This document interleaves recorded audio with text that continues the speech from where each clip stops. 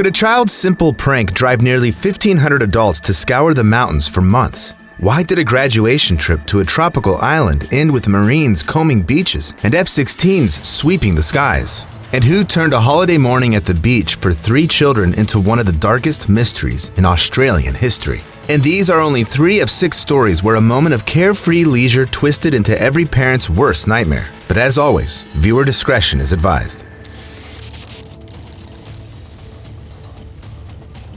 On Father's Day 1969, the Martins went to the mountains, as they often did. They entered the Great Smoky Mountains National Park where Tennessee meets North Carolina.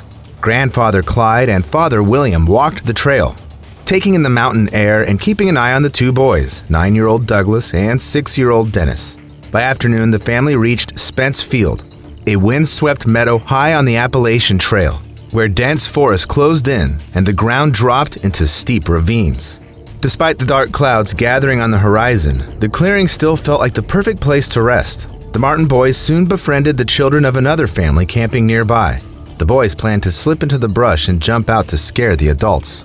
Barely holding back their laughter, the children slipped into hiding and crouched low, waiting for the perfect moment. At 4:30 p.m., as the adults passed by, a chorus of shouts rang out, little pranksters bursting from the bushes in triumph.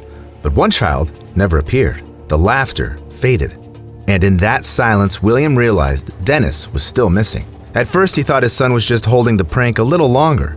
He started to call out for Dennis, the worry in his voice growing with every shout. Moments later, William was sprinting down the trail, crashing through the undergrowth. He ran nearly 2 miles before stopping, convinced Dennis couldn't have gone farther. Back in the meadow, Clyde and his grandson searched desperately, hardly noticing when the first drops of rain began to fall.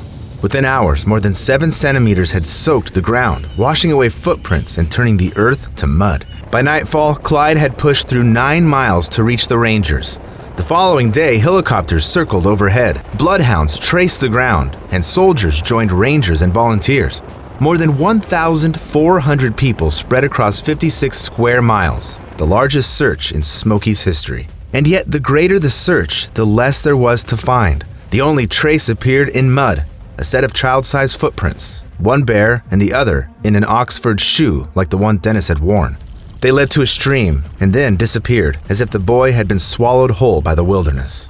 After that, the trail went cold. Days stretched into weeks. Nighttime temperatures dropped to 10 degrees Celsius, and with each degree, the chances of finding Dennis alive grew thinner. Some searchers believed he had strayed too far and succumbed to exposure. Others feared he had been taken by the wild animals of the Smokies, bears, bobcats, and even the feral hogs that prowled the forests. But William Martin was convinced his son had been taken. A family of hikers later reported hearing a sickening scream echo through the valley, and soon after spotted a disheveled man hurrying up a trail with what looked like clothing slung over his shoulder. So William Martin strongly suspected that his little boy was indeed taken by a stranger with ulterior motives. And although the FBI reviewed the hiker's report, the investigators ruled it out as it happened too far from where Dennis disappeared. The hope began to fade. By late July, 6 weeks after Dennis vanished, the search that once drew over 1,000 rescuers had withered to only a few dozen. By the end of August, only the most dedicated ones still scoured the ridges for the faintest trace of a child. And then, 12 weeks after the innocent game of hide-and-seek, authorities finally called off the search. And that was it. Dennis Martin was never found. One of the possible reasons being the immense size of the search party. The participants were too numerous to manage and often too inexperienced. So much so that the unsuccessful search for Martin led the National Park Service to review and amend its policies on searches for missing people. But then, what if a boy vanishes not while hiding, but while adults are literally walking right behind him? On a quiet autumn morning in 1999, a small hiking group set out along a trail in the Colorado Rockies. Among the 11 adults were 2 children, a 6-year-old girl named Jocelyn and her 3-year-old little brother, Jared.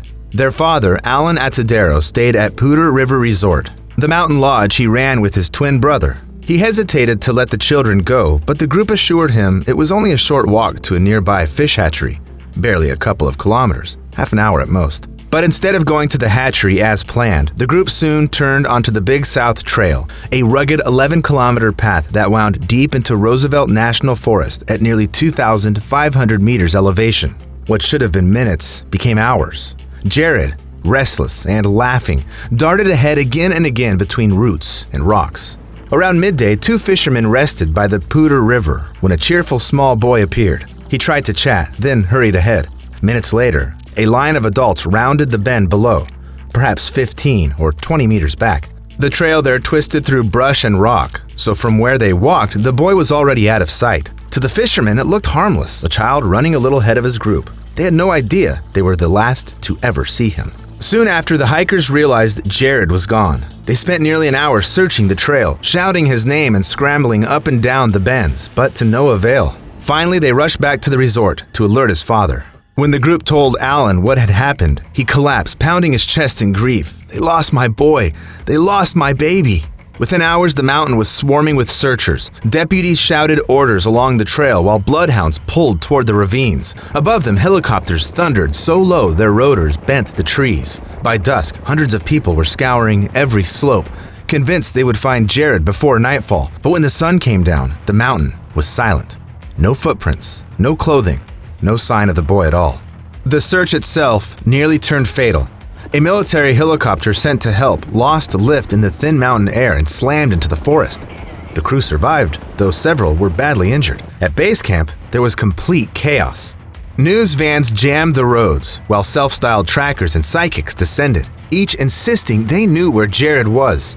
Rescuers pushed through the noise, scouring slopes, riverbanks, and icy pools, yet the boy never appeared.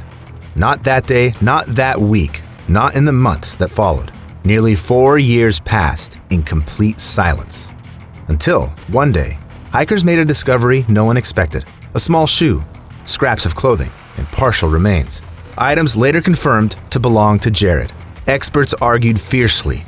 Some saw signs of a mountain lion attack, others disagreed, pointing out the evidence didn't fit, and still others believed he had slipped and fallen. In the end, authorities never reached a final conclusion. The true cause of Jared's death remains unknown. For Jared's father, Alan Atadero, those few items were all that remained from his son. He kept them in his son's room, untouched, as if waiting for the boy who would never return. When children vanish, it's often blamed on their innocence. They don't know how to act when fear takes over. But what goes wrong when a grown boy calls for help and still gets lost? The morning of June 17, 2024 broke clear over the Tenerife's Teno Mountains. Cliffs rose above the Atlantic, roads twisting down into deep ravines. In the village of Masca, 19-year-old Jay Slater stepped out of a rented Airbnb. That night, he had left the NRG festival in Playa de las Americas with two men he had only just met. Instead of returning to his own hotel on the busy southern coast, he followed them north, deep into Masca, a place of narrow paths and jagged drops, far from neon lights and crowded bars. At 7:30 a.m., Jay took a photo of the mountains and posted it to Snapchat. Then he asked the Airbnb owner about the bus back south. She told him the first wouldn't come until 10 a.m. Jay didn't want to wait. She later recalled watching him stride quietly down the road, but in the wrong direction. By 8:21, his friend Lucy Law, who had traveled with him to Tenerife, answered a call. Jay's voice was trembling. I'm in the mountains. I'm lost. I've cut my leg on a cactus. My phone's on 1%. Lucy thought she heard gravel shift and his breath catch. Then the connection was lost. At 8:50, he called again, sounding even more desperate. Jay said he was thirsty and couldn't find his way back. His battery was almost gone, and before Lucy could return the call, the line went dead yet again. His final signal came from the Teno Nature Reserve, nearly 45 kilometers from his hotel in Los Cristianos. Frightened for her friend's life, Lucy alerted the authorities. Soon, rescue teams poured into the mountains. Firefighters, civil guard units, and volunteers combing every ravine. They pressed into dry riverbeds that coiled like endless labyrinths, where every turn could conceal a clue. But the land fought them at every step.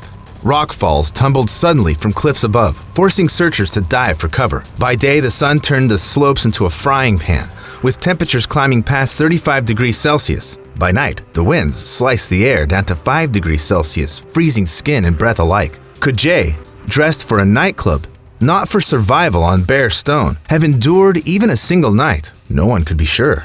Instead, theories about his disappearance began to multiply. Some whispered that the two men he stayed with had harmed him. Police questioned them, but soon confirmed they had no link to his disappearance. Then came reports that Jay had been seen in towns further south, but each sighting led to nothing. Even the dogs brought from Madrid failed because the volcanic dust and shifting winds erased every trace of the scent. His family soon arrived on the island and joined the search. Days under the sun left their faces burned by wind and heat, their hands scraped raw by rock. Yet after 29 days, not a single clue appeared. The last ping from Jay's phone marked only a wide circle of wilderness, far too vast to quickly narrow down. At last, on July 15th, almost a month later, a rescue helicopter spotted what no one wanted to find. Deep in the Juan Lopez ravine, close to that final phone signal, Jay's body lay scattered on the rocks. Examining his fractured skull and broken pelvis, the coroner concluded that he had died from a fall of about 25 meters. But the bigger question lingered. How had he wandered so far, so recklessly? Toxicology gave part of the answer. Alcohol, MDMA, cocaine, and ketamine had clouded his judgment, leaving him disoriented in terrain that demands perfect clarity of mind. Not every vanishing begins in the silence of forests or mountains. Some unfold in the very heart of celebration, beneath neon lights where the music drowns out the danger. On the night of May 29, 2005, Carlos and Charlie's nightclub in Orangestad, Aruba, pulsed with music and heat. Strobe lights swept over a floor crammed with American graduates, native leis around their necks, pitchers of rum in their hands. It was the last night before their flight home. Among them was 18-year-old Natalie Holloway, an honors student from Alabama, dancer, and soon-to-be freshman at the University of Alabama. Friends remembered her laughing and moving easily between tables. Close to 1:30 a.m., she stepped outside. Waiting there was a tall Dutch student, 17-year-old Joran Vandersloot. With him were brothers Deepak and Satish Kalpo, 21 and 18. They offered to show Natalie more of the island. She climbed into their car, and her friends saw only the taillights disappearing into the dark. By morning, hotel corridors buzzed as graduates packed for their 8 a.m. flight home. But Natalie's bed was untouched. Her suitcase and passport were still in the room, and her phone never answered. The adult chaperones, teachers, and parents supervising the trip quickly realized she was gone. That same day, her mother Beth and stepfather George Jug Twitty flew to Aruba by private jet. Within 4 hours of landing, they and local police went straight to the home of Joran Vandersloot, the last person seen with Natalie. At first, he denied even knowing her. Then, his story shifted. He claimed they had driven to the California lighthouse because Natalie wanted to see sharks, and that he later dropped her off at the hotel around 2 a.m. He said she stumbled getting out, but waved him away. Joran added that a man in a black security shirt approached her as they left. With no signs of Natalie anywhere, authorities launched an unprecedented search. Because Aruba is part of the Kingdom of the Netherlands, reinforcements soon arrived from overseas. Dutch Marines lined the beaches in tight formation, scanning every inch of the sand, while high above, F-16 jets swept the island with infrared cameras, hunting for heat signatures or disturbed ground that could reveal a hidden grave. And yet, the mystery of Natalie Holloway's disappearance seemed to deny all those efforts. Investigators detained Joran and the Kalpo brothers multiple times. Each time, their stories shifted.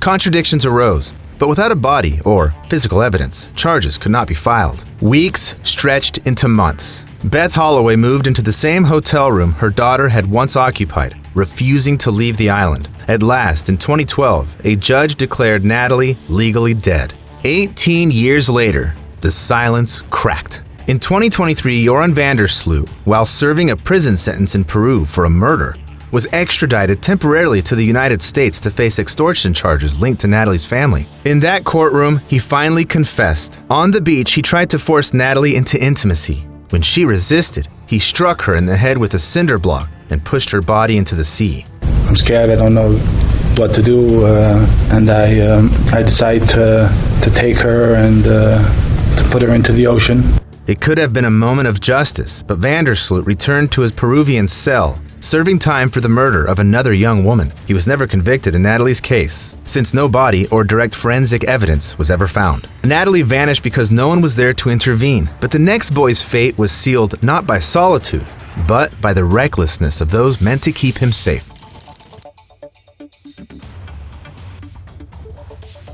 On the afternoon of July 4th, 2012, the lava cliffs of the Kealakekua Bay shimmered black under the Hawaiian sun. Waves smashed into the rock, spraying salty mist into the air.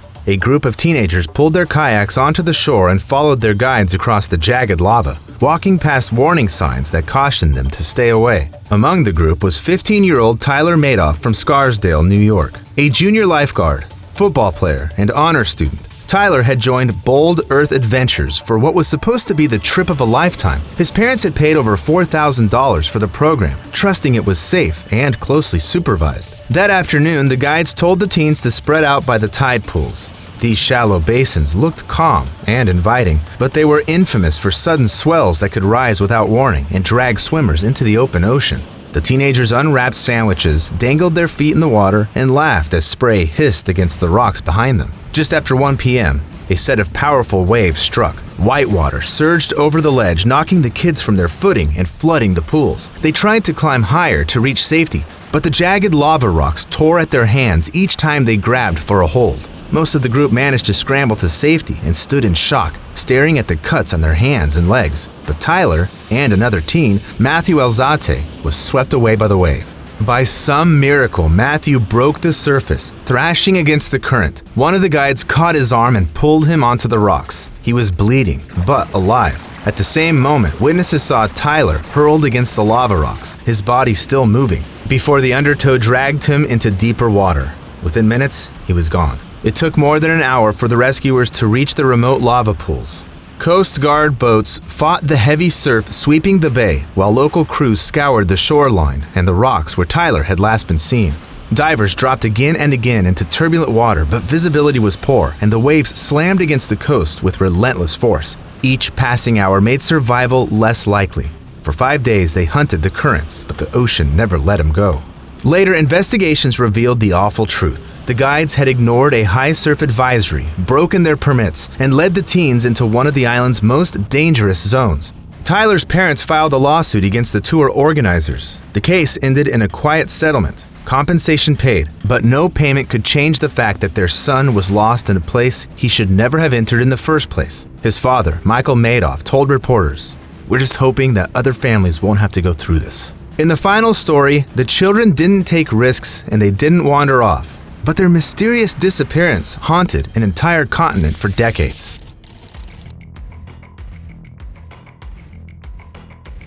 On the morning of January 26, 1966, Glenelg Beach near Adelaide was alive with the noise of Australia Day. Among the holiday crowds were 3 siblings from Somerton Park, 9-year-old Jane, 7-year-old Arna, and 4-year-old Grant Beaumont. Their parents trusted Jane to care for the younger two, so letting the children go to the beach alone was nothing unusual. At 8:45 a.m., carrying towels and a few coins, they boarded the bus, promising their mother Nancy they'd be home by lunch. Witnesses remembered the children running across the jetty and splashing in the shallows. Everything looked ordinary, except for one detail. They were accompanied by a man no one recognized. He was tall, lean, tanned, in his 30s, wearing swim trunks. The children seemed at ease with him, almost as if they already knew him. Shortly after noon, the 4 left the beach together. At a bakery on Jetty Road, Jane paid for pastries and a meat pie with a £1 note, which was far more than her mother had given. She stepped outside with the bag in her arms, her brother and sister close behind, the stranger at their side. And from that moment, the busy streets of Glenelg swallowed them whole. When the noon bus arrived without the children, Nancy assumed they had simply caught the next one. But by 3 p.m., when their real father, Jim, returned to an empty house, worry had already turned into panic. He drove to Glenelg and searched every corner where the children might have been, finding nothing. At 5:30, the parents went to the police, setting off one of the largest search operations Australia had ever seen. Search teams pushed into the dunes and nature reserves, while divers dropped into the waters near Glenelg Jetty. Roadblocks went up, airports were warned, and within hours, the entire nation was fiercely looking for 3 missing children who had simply vanished from the beach. The first glimmer of hope came months later, when Dutch psychic Gerard Corset was flown in from Europe. He pointed investigators to an old brick kiln in the suburb of Stonyfell, about 12 kilometers from the Beaumont's home. Crews demolished the site to its foundations, but found nothing. 2 years later, when hope was nearly gone, Jim and Nancy received letters. One was said to be from Jane, written by a child's hand. Another came from the man, calling himself their guardian and promising the children's return if the parents kept the police away. The Beaumonts went to the meeting place with a detective hidden nearby, but no one came. Soon after, a third letter arrived accusing them of breaking the promise. Decades later, forensic testing revealed the truth. A teenager in Victoria wrote the letters and mailed them from Dandenong, more than 700 kilometers away. In the 1980s, investigators turned their eyes toward Bevan Spencer von Einem, already serving a life sentence for kidnapping and murder of teenager Richard Kelvin. His appearance bore a disturbing resemblance to the abductor described on Glenelg Beach. But what truly drew detectives in were the words of an informant known only as Mr. B. He claimed von Einem had once boasted of taking 3 children from a beach and using them in grotesque surgical experiments that ended in death. Detectives scrambled to test the account, but no matter how far they dug, no physical evidence ever tied von Einem to the Beaumont children. Years later, suspicion shifted again, this time to Harry Phipps, a wealthy factory owner who lived only 300 meters from Glenelg Beach. Phipps matched witness descriptions of the tall, tanned man seen with the siblings. His son, Hayden, later recalled seeing the children in his father's yard on the very day they vanished, and 2 other men, boys at the time, said they had been paid by Phipps to dig a 2-meter hole in his factory yard that same weekend. For a moment, it seemed the mystery might finally be unraveling, but when police scoured the grounds with ground-penetrating radar, they once again came up empty. Phipps died in 2004, leaving behind suspicion and a trail that led nowhere. Jim and Nancy Beaumont eventually moved out of their house, trying to outrun the press, but the shadow followed them everywhere. They grew old with unanswered questions and died without knowing what became of Jane, Arna, and Grant. Nearly 60 years later, the case file still sits open, a wound that never healed. So after all that, which of these stories struck you the hardest? Tell us in the comments and let us know if you believe the truth will ever come out. As always, thank you for watching, and don't forget to subscribe for more stories that should never be lost to time.